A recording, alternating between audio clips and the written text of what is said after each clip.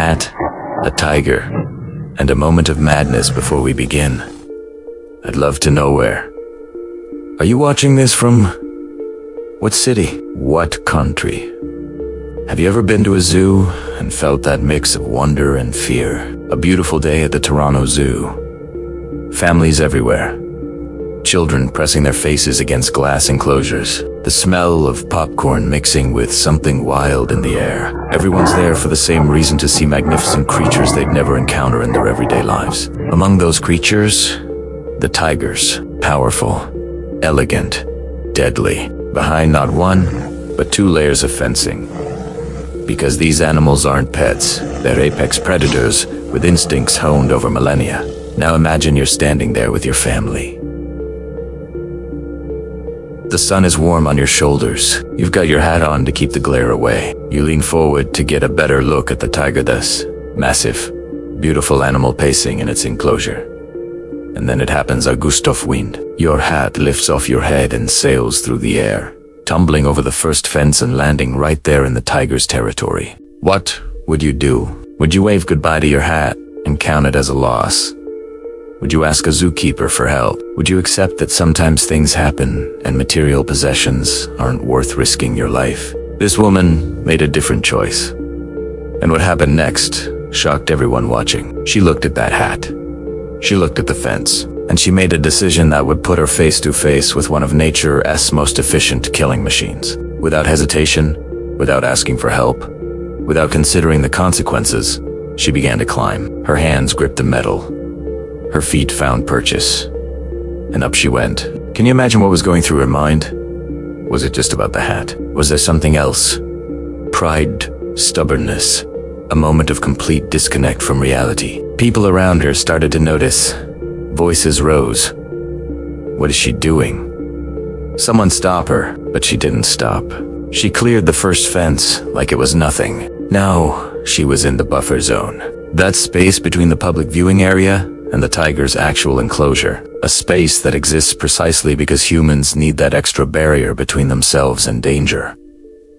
But she wasn't thinking about danger. She was thinking about her hat and the tiger. The tiger was thinking about something else entirely. This wasn't a stuffed animal behind glass. This was a living, breathing predator with teeth that could crush bone and claws that could tear through flesh like paper. The tiger watched her. Every muscle in its body spoke a language humans have learned to fear over thousands of years of evolution. It moved closer, curiosity evident in its movements. What was this strange creature doing in its space? The woman grabbed her hat. For that brief moment, she had what she came for. Mission accomplished, right? But getting back was going to be the real challenge. She had to turn her back on the tiger, find her grip on the fence again, and climb back over while this massive predator watched her every move. One wrong move, one moment of hesitation, one slip, and this story would have ended very differently. Think about this for a second. Have you ever done something impulsive and immediately regretted it? That split-second decision that seemed to make sense at the time, but the moment you committed to it, you realized the magnitude of your mistake. Now multiply that by 1,000, because there's no undo button when you're in a tiger enclosure. She climbed back over. Somehow, miraculously, she made it back to the safe side of the fence. The tiger never attacked. Maybe it was well-fed. Maybe it was simply curious rather than hungry. Maybe she got incredibly, impossibly lucky.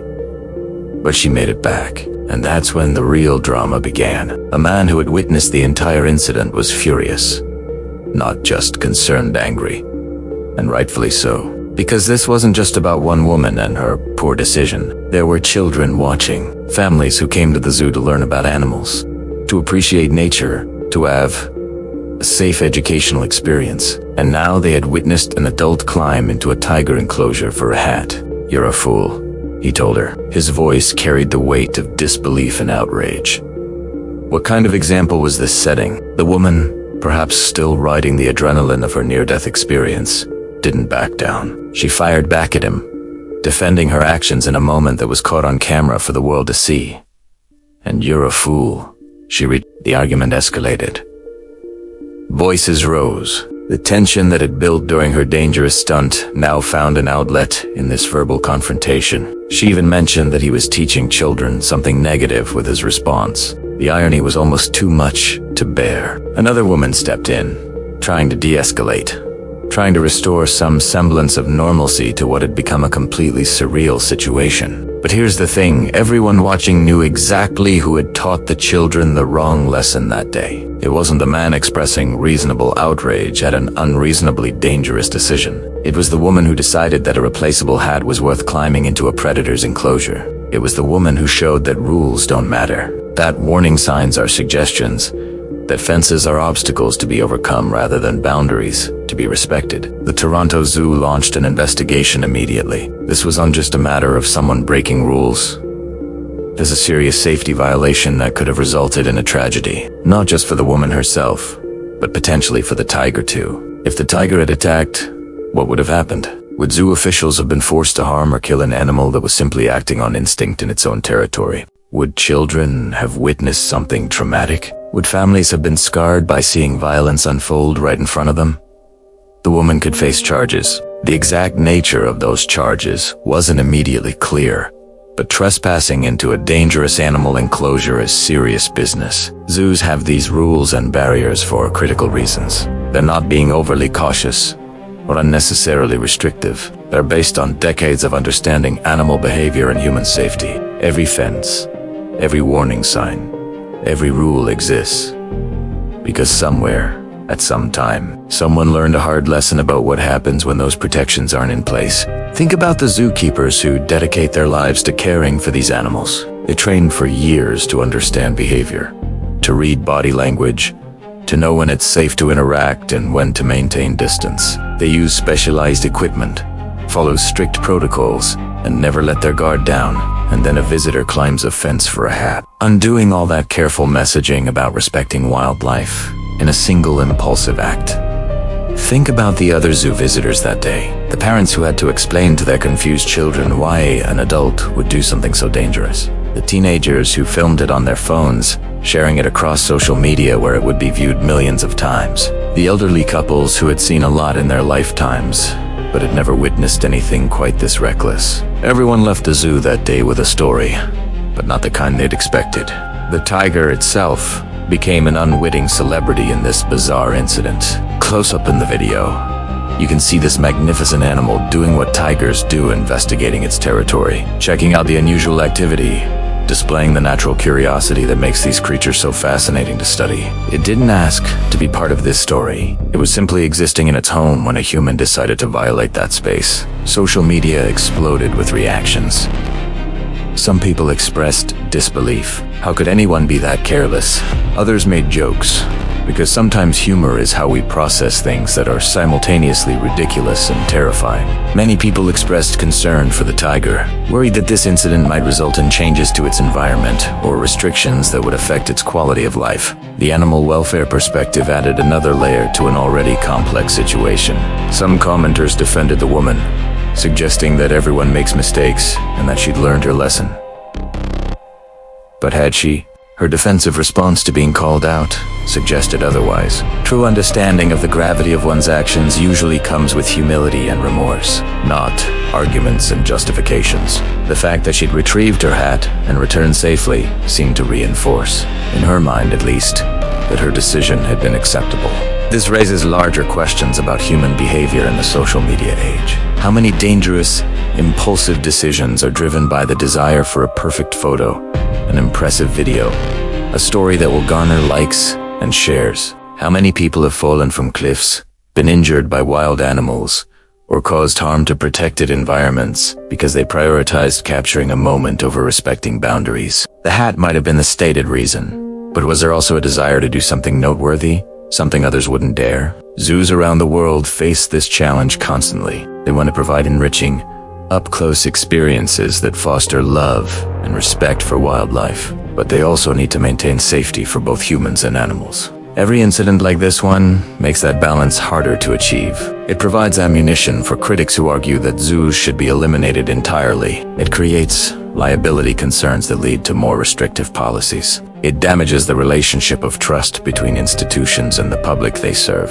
The staff at the Toronto Zoo, one of Canada's premier zoological facilities, had to deal with the immediate aftermath. They had to ensure the tiger wasn't stressed or agitated by the incident. They had to review security footage, write incident reports, and potentially overhaul safety protocols. They had to manage public relations, responding to media inquiries, and addressing concerns from members and donors.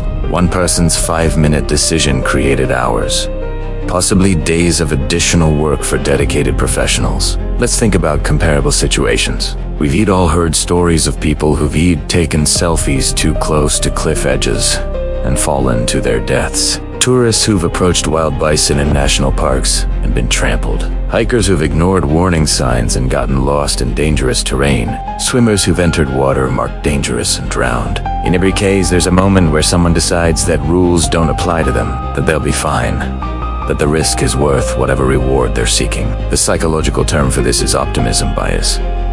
The belief that bad things happen to other people, but not to us. We see warnings and think, yes, but I'll be careful. We see fences and think, yes, but I'll be quick. We see danger and somehow convince ourselves that we're the exception. This woman looked at a tiger enclosure and thought, I can get my hat and get out before anything bad happens. She was right in the outcome, but catastrophically wrong in the reasoning. What if the tiger had been hungrier? What if it had been a mother with cubs, fiercely protective of its territory?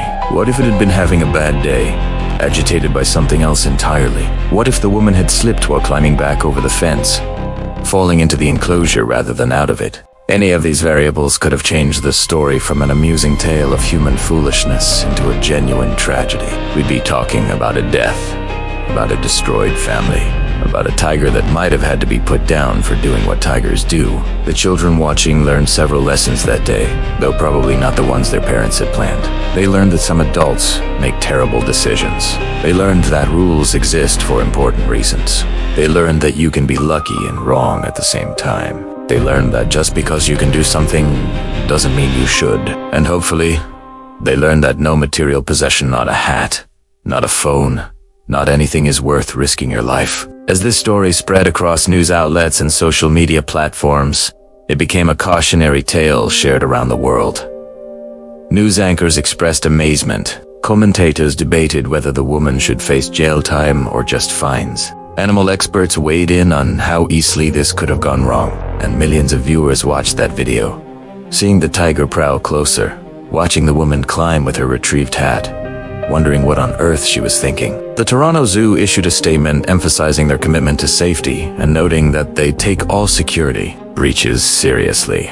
They reminded the public that barriers and rules exist to protect both visitors and animals. They thanked the witnesses who reported the incident immediately, and they undoubtedly reviewed their security measures, looking for ways to prevent similar incidents in the future, knowing that you can't fence out human stupidity entirely, but you can try to minimize opportunities for it. This incident also sparked discussions about personal responsibility versus institutional liability. If something had gone wrong, would the zoo have been sued? Would lawyers have argued that the fences weren't high enough, the warnings not clear enough, the security presence insufficient, or would common sense have prevailed? Acknowledging that an adult who deliberately climbs into a tiger enclosure bears responsibility for the consequences. These questions matter because they affect how public spaces are designed and managed, often making experiences less accessible and more restrictive for everyone because of the actions of a few. So what happened to the woman? The video doesn't show her being arrested on the spot, though authorities were investigating and charges were possible. She walked away with her hat, with her life, and with a story that would follow her forever. Her face was visible in the footage. Her actions were documented for posterity. Her decision to argue rather than express remorse was recorded. The internet, as it does, would remember. There's something profoundly human about this story, despite or perhaps because of how absurd it is. We've all had moments of poor judgment, times when we acted without thinking, instances when we prioritized the wrong thing. Most of us are fortunate enough that our mistakes don't involve apex predators and viral videos. This woman's moment of madness became a teaching moment for millions. Her brief lapse in judgment became a permanent part of her digital footprint. Her hat, retrieved at such great risk, became the most expensive accessory she'd ever own, even though it didn't cost her money, just dignity, reputation, and potentially legal trouble. The taiga, meanwhile, returned to its normal routine, fed at scheduled times, observed by visitors who stayed safely behind barriers, living as close to a natural existence as captivity allows. It had no idea it had become internet famous, that its enclosure had been violated, that its presence in a woman's foolish decision had sparked global conversations. It was just being a tiger, doing tiger things, existing in a space humans had created for it. And that, perhaps, is the saddest part of this story. The animal that could have killed this woman, that would have been entirely justified in defending its territory, that might have faced consequences for acting on instinct, that animal was just living its life. It didn't ask for this drama. It didn't seek attention. It was simply existing, and a human being inserted herself into its world without permission, without respect, without consideration for anything beyond retrieving a hat. What's your hat? What's the thing you might be tempted to take a foolish risk for? Is it worth your life? Is it worth traumatizing witnesses? Is it worth compromising your values or common sense? Because we all have that thing, that possession or goal or desire that whispers to us in moments of poor judgment. The difference between a good day and a tragedy is often just one choice, one moment where we either listen to wisdom or ignore it. This woman made her choice. The tiger made none. The witnesses absorbed a lesson they didn't ask for. The zoo dealt with consequences they didn't create. And the hat got retrieved. It sits somewhere now, probably in the back of a closet, a mundane object that briefly became the center of an extraordinary, dangerous, and ultimately foolish moment at the Toronto Zoo. Remember her story next time you're tempted to bend a rule, climb a fence, ignore a warning, or prioritize something trivial over something vital. Remember that tigers are real, consequences are real, and luck runs out. Remember that the worst decision of your life might take only seconds to make, but last forever in its impact. And remember that sometimes the smartest thing you can do is walk away. Let the hat go and live to see another day.